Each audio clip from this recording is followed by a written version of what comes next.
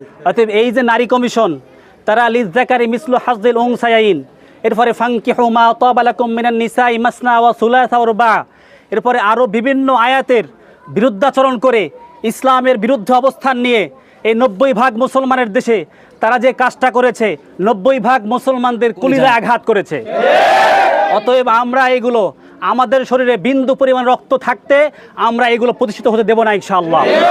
ফ্যাসিবাদের আমলে আমরা দেখেছি তারা বিভিন্নভাবে কুটকৌশল করে ইসলামকে খাটো করার চেষ্টা করেছে, এরপরেও তারা এ ধরনের সিদ্ধান্ত নিতে সাহস করে নাই।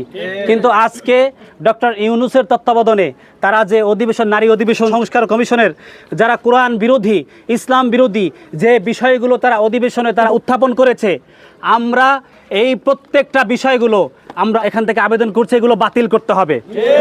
এবং এই কমিশনটা যে সব গোত্রীয় মহিলার যেহেতু এখানে অংশগ্রহণ নাই, আমরা বুঝতে পারতেছি এটা উদ্দেশ্যপ্রণোদিতভাবে এই কমিশনটা গঠন করা হয়েছে।